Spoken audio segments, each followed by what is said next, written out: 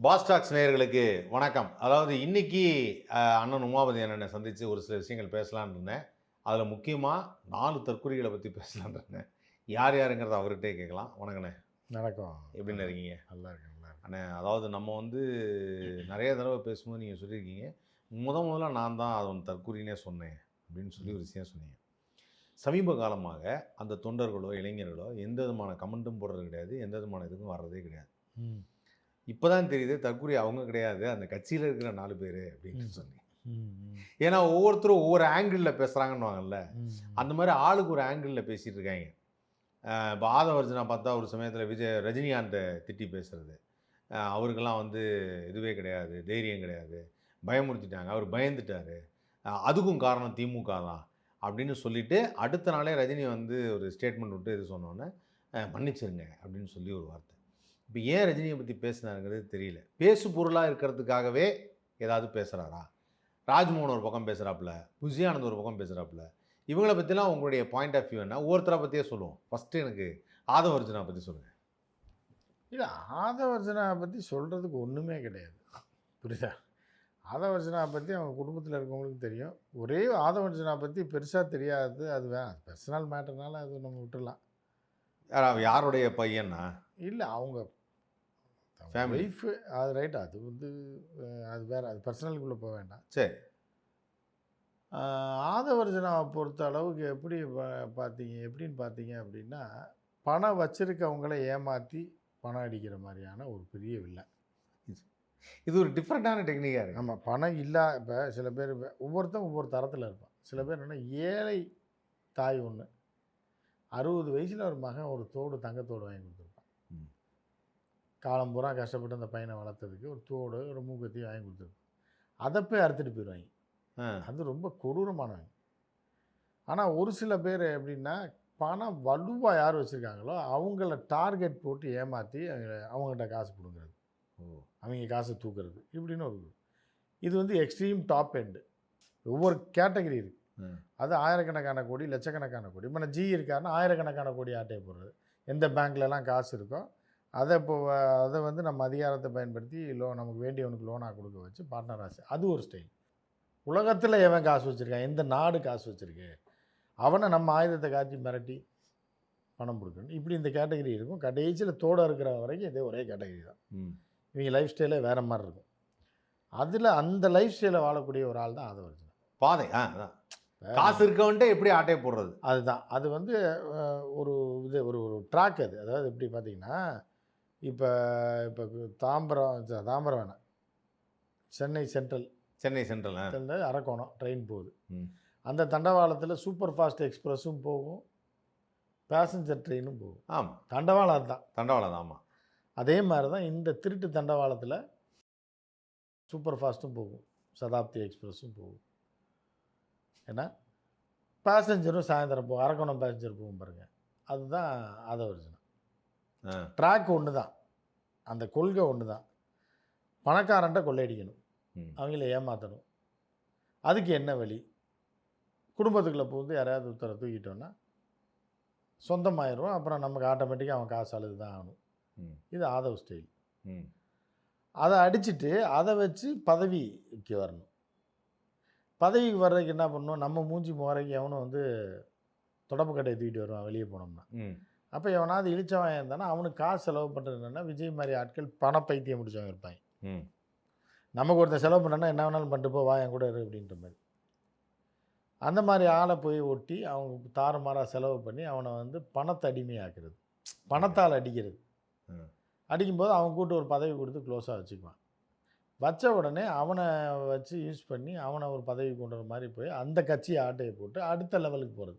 பணத்த ஆட போறதுக்கு ஒரு குடும்பத்துக்குள்ள நுழைஞ்சோம். அந்த சரி. பணத்த வச்சு அரசியல் நுழையிறதுக்கு அந்த காசு செலவு பண்ணி, இவன ஆட்டைய போட்டு, இவன வச்சு அரசியலுக்குள்ள போய் அமைச்சராகி, இதாகி, அப்புறம் அவன தொரத்தி விட்டுட்டு நம்மளே சிஎம் ஆயி, அடுத்து பிஎம் ஆயி, அதுக்கப்புறம் அப்படியே பாகிஸ்தான் அதிபராகி போறது தான் அவனோட ஆசை. ஸோ இந்த ஸ்டைல்ல போயிட்டுருக்கான் தம்பி.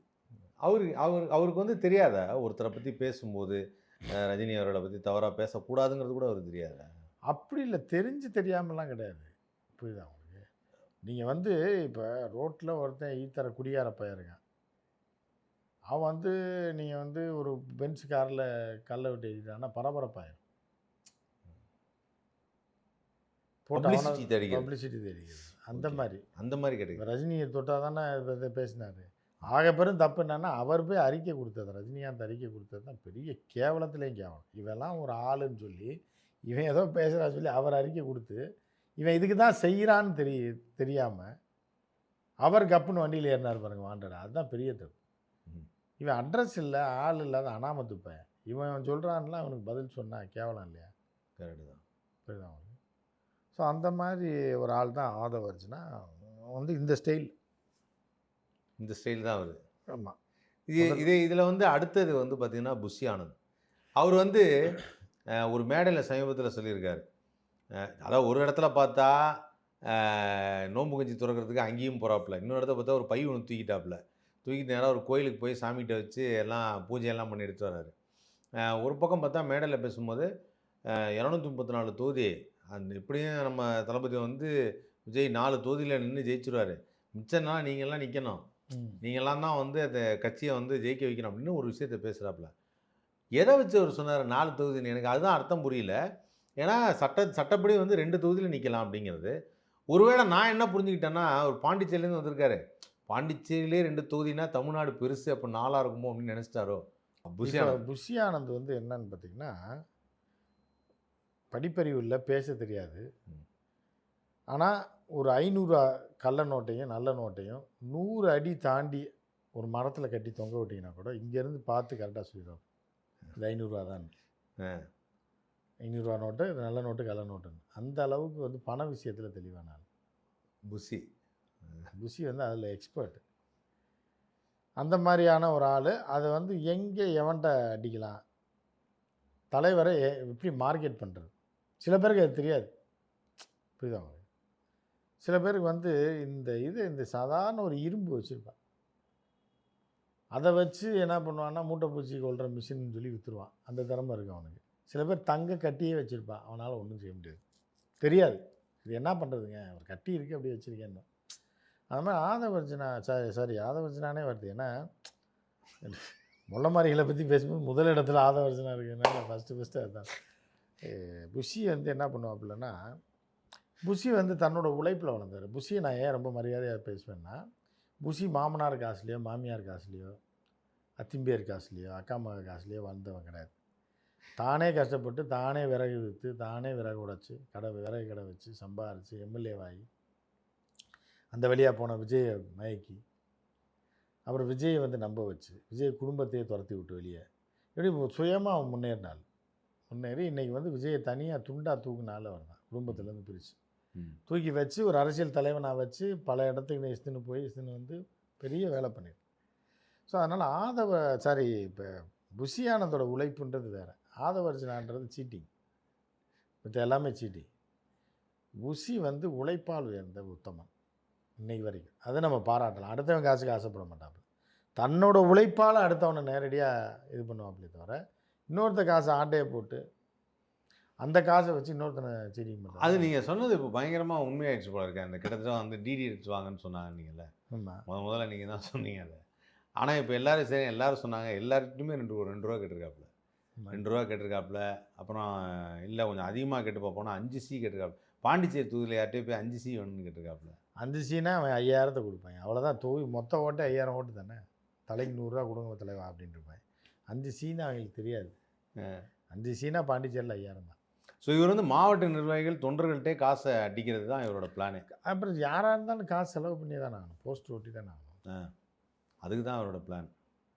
அந்த காசை வாங்கி அவங்ககிட்டே கொடுத்துருவார். அவங்ககிட்ட 2 ரூபாய் வாங்கிட்டு அவங்களுக்கே 50 லட்ச ரூபா செலவு கொடுத்து விட்டு அவனை தெருவில் நிறுத்தி விஜயை தப்பிக்க வைக்கிறது தான் அவரோட பிளான்னு. ஆனால் முயற்சியாளர், கடுமையான உழைப்பாளி புஷி.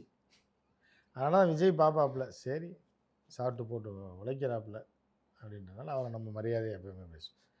அதை வச்சு நான் ஏன் நம்ம அவன் பேசுகிறோன்னா, அவன் வந்து இது அடுத்த உலைய போடுறாள், ஃபுல் சீட்டிங் பண்ணிவிட்டு அவன் பெரிய ஆள் மாதிரி காய்ச்சிக்கிறான், மல்டி மில்லியனர் மாதிரி. புரியுதா? இந்த மாதிரி ஒரு காசு இல்லை, எதுவுமே கிடையாது. பேண்ட்டு சட்டை கூட அவன் கிடையாது, மாமனார் காசில் வாங்கினதா. இதுக்கு நடுவில் வந்து புஷி ஆனந்த் யாரையோ பாண்டிச்சேரியிலேருந்து ஏதோ ஒரு ஜோசியரை கூட்டு வந்து உட்கார வச்சு விஜய்க்கு நிறையா ஜாதகப்படி சில விஷயங்களை செய்ய சொல்கிறாரு போலங்க. நீங்கள் ஜாதகத்தை திருப்பி தான் எழுத முடியாது. ஒருத்தர் பிறந்தானா ஏற்கனவே தலையில் எழுதி தான் அனுப்புவாங்க. ஓகே. இந்த வயசு வரைக்கும் நீ இப்படி இருப்ப, அதுக்கு மேலே நீ பிச்சை எடுக்க போகிறன்றது அது ஏற்கனவே எழுதியிருக்கும். தலையில் எழுதினபடி தான். அந்த வகையில் வந்து என்னென்னா இப்போ எலெக்ஷனுக்கு அப்புறம் தான் தெரியும். ஜாதகத்தை நீங்கள் திருப்பி வேறு புது நோட்டு வாங்கி எழுதினாலும் ஜாதக கட்டம் அதுதான். அதை யாராலையும் மாற்ற முடியாது. ஸோ அந்த மாதிரி தான் இருக்குது. இப்போ வந்து அதுக்கு அடுத்து 3வது ஒரு ஆள் இருக்காப்புலையே, அதான் நீங்கள் எதை சொன்னீங்க? ஜான் ஆரோக்கியசாமி. ஜான் ஆரோக்கியசாமி பயங்கரமான ஆள். ஜான் ஆரோக்கியசாமி எப்படின்னா, அதாவது இந்த எம்ஜிஆர் வந்து ஒரு படத்தில் 5 பேரை திட்டுவார் ஜெயிலிருந்து கூட்டு வந்து. ஒன்றே குலமென்று பாடுவோம். நம்பியார், வி.கே. ராமசாமி, இந்த மாதிரி 5 பேர் தான் அவங்க. ஜான் ஆரோக்கியசாமி, யார், புஷி ஆனந்த், ஆதவர்ஜுனா, ராஜ்மோகன், இன்னொரு நிர்மல். இவங்க வந்து இந்த 5-6 பேர் வந்து அந்த எம்ஜிஆர் படத்தை பார்த்து பண்ணது தான். 5 பேர் பயங்கரமானவங்க. இவங்க அதில் அந்த பெரிய புருவம் வச்சிருக்கிறது தான் புஷி ஆனந்தா, வி.கே. ராமசாமி. அந்த மாதிரி கொண்டு வந்து இந்த 5 பேர், இந்த 5 பேர் தான் விஜயை வந்து வச்சு செய்ய போகிறாங்க. அதான் வெளியிலேருந்து யாரும் வரணும்னு அவசியம் இல்லை. வெளியிலேருந்துலாம் தேவை. புஷி ஆனந்த் ஸ்டைல் வந்து விஜயை வச்சு நேரடியாகவே சம்பாரித்து நேரடியாக தொழில் பண்ணுறது நேர்மையான வழியில். ஓகே. ஆதவர்ஜுனா ஏதோ ஒரு பணக்கார குடும்பத்தை ஆட்டையை போட்டு அவங்க காசு அடித்து அதை வச்சு விஜய் ஆட்டையை போட்டு அதை வச்சு அரசாங்கத்தை ஆட்டையை போட்டு அதை வச்சு பதவிக்கு வரணுன்றாங்க. இது இவர் எப்படின்னா யாருன்னா ஜான் ஆரோக்கியசாமி எப்படின்னா தலைவனுக்கே பதவி ஆசை காட்டி அவன்கிட்டே ஆட்டையை போட்டு எஸ்கேப் ஆகிறது. அதை காமிச்சு இன்னும் பல பேர்ட்டு ஆட்டையை போடுறது. நான் அவரை சிஎம் ஆக்க போகிறேன்னு நிறைய பேர்ட்ட காசு வாங்குறது. சம்மந்தப்பட்ட நபரே சிஎம் ஆக்கிடுவேன்னு சொல்லி காசு வாங்குறது. 2 பக்கம் வாங்கிட்டு தெருவில் விட்டு ஓடிடுறது. இது அவர். ராஜ்மோகன் வந்து எப்படின்னா நம்ம ஆசைப்பட்ட ஒரு ஆள், அவரே கூப்பிட்டு நம்மளை கட்சியில் பதவி கொடுத்துருக்காருங்க போது நம்மளே பெண்ணாக மாறி அவரே திருமணம் பண்ணிட்டா என்ன அப்படின்ற ஒரு ஆசைப்பட்ட ஒரு நபர். புரியுதா அவருக்கு? நான் சொல்லலை, அவரே சொல்லியிருக்கேன். அடுத்த ஜென்மம்னு ஒன்று இருந்தால் விஜய்க்கு சொன்னாரா இல்லையா? அடுத்த ஜென்மம்னு ஒன்று. நான் என்ன சொல்கிறேன்னா, அது அந்த காலம் 1960-70 அந்த மாதிரி சொல்லுவாங்க. அடுத்த ஜென்மம்னு இருந்தால் நீ தான் எனக்கு புருஷனாக வரணும், நான் தான் பொண்டாட்டியாக வரணும்னு. இப்போ அதுக்கு ரெடியாக இருக்குது. பாம்பே ஒரே ஃப்ளைட்டு. சாயந்தரம் ஏறினா நைட்டு அட்மிட் ஆகி அடுத்த நாள் ஆப்ரேஷன், 3ஆவது நாள் வந்துடலாம். இந்த ஜென்மத்திலே அதை நிறைவேற்றிடலாம்.